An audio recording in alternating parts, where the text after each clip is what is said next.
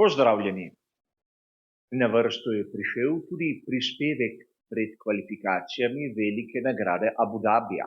Poglejmo si skupaj, kaj se je zanimivega zgodilo na prvem in drugem prostem treningu.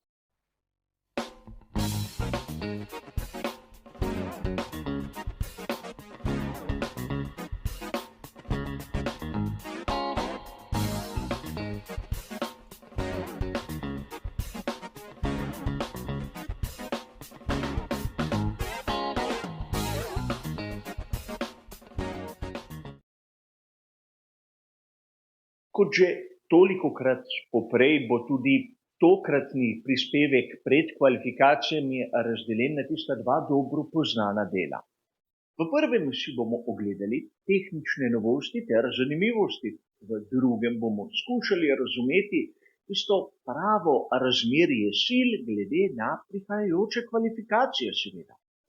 A začnimo s tehničnimi novostmi. Čeprav je zadnji dirkaški vikend v sezoni 2024, imamo kar pri dveh ekipah nekaj novega. In oglejmo si tiste uradne dokumente, ki jih objavlja FIA. Lahko vidimo, da pri ekipi Sauber so spremenili malce zadek svojega bolida, kar se tiče volumnov v difuzorju in seveda tistih usmernikov na samih zadnjih zavornih košarah. Gre za poizkuse, kako popraviti bolid, ki ni konkurenčen in s temi spremembami gledajo na prihodnost, na sezono 2025, kjer upajo, da ne bodo ponovili letošnjih napak. Podobna zgodba, čeprav iz čisto drugačnega zornega kota pri ekipi Racing Bulls. Tu vidimo nov prednji aerodinamični stabilizator. In tako, kar se tiče glavnega kot pomožnih profilov, in ne smemo pozabiti tudi ne na obe končni plošči. In če si ogledamo fotografije, bomo lahko opazili nekaj, da gre za čisto drugačen koncept od tistega, kar smo bili vajeni v sezoni 2024, in da gre verjetno, in ponavljam, verjetno za koncept, ki ga bomo gledali v naslednjem letu, v sezoni 2025. Torej, kljub temu, da je Abu Dhabi zadnja dirka v sezoni, glede na vse kar nekaj novosti. Ampak imamo še dve zanimivosti. Najprej pri ekipi McLaren lahko vidimo, kako so pripravili za Landa Norrisa in Oskarja Piastrija dve različici zadnjega aerodinamičnega stabilizatorja, kjer vsak voznik ima verjetno svoje preference in zaradi tega so jim naredili to uslugo. Po drugi strani pri skuderiji Ferrari naj bi tudi Carlos Sainz mlajši imel toliko opevano novo dno. Približno po dveh velikih nagradah je tudi Sainz dobil to izboljšavo na svojemu SF pomišljaju 24.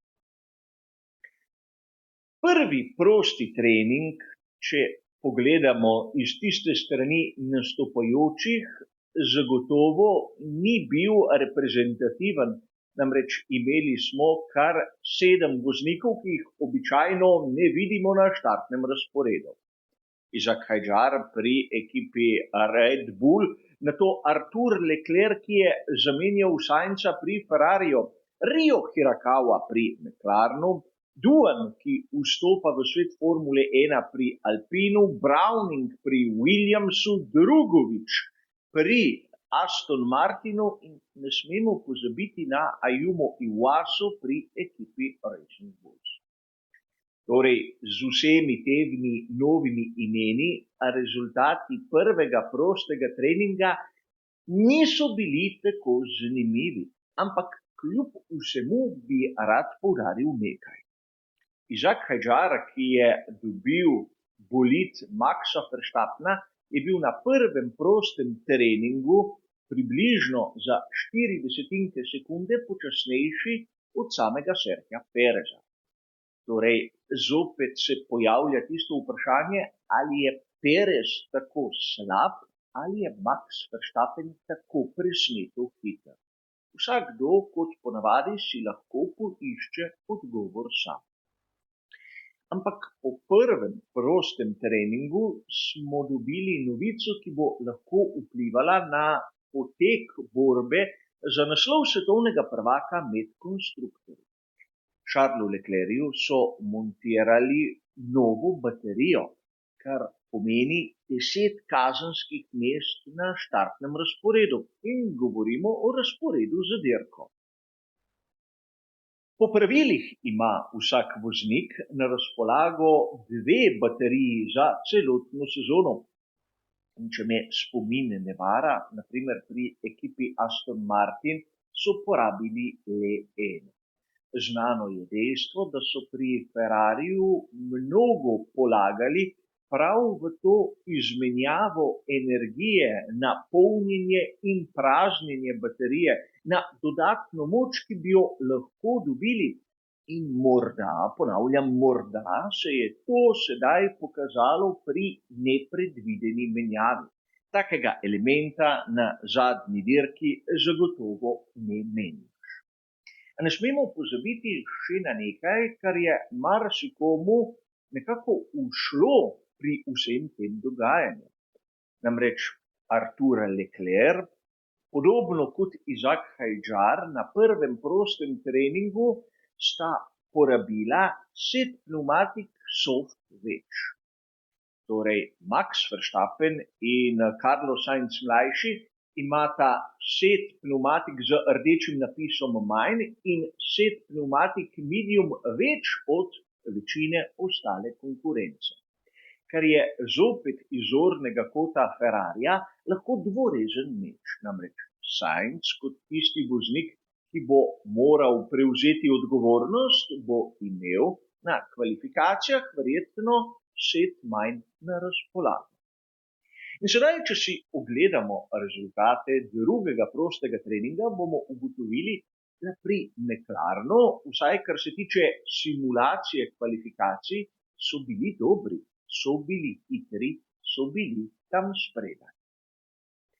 Seveda ne moremo kar tako izločiti Ferrarija, ampak zavedati se moramo dejstva, da Charles Leclerc bo imel 10 kazenskih mest in da Carlos Sainz mlajši, po tistemu, kar kaže, bo za obema McLarenoma. Tu ne bi kar tako izločil, naprimer, tovarniške ekipe Mercedes. In tudi Red Bull, posebej z Maxom Verstappenom, se še da prebiti naprej. Ne smemo pozabiti, da v tisti borbi za naslov svetovnega prvaka med konstruktorji morata oba voznika Scuderia Ferrari priti pred oba voznika McLarena, ukolikor si želijo nadoknaditi zaostanek 21 točk. Glede na tisto, kar smo videli v prvem in drugem prostem treningu, v optiki kvalifikacij bo to izjemno težko. Ne bom dejal nemogoče, ampak izjemno malo verjetno.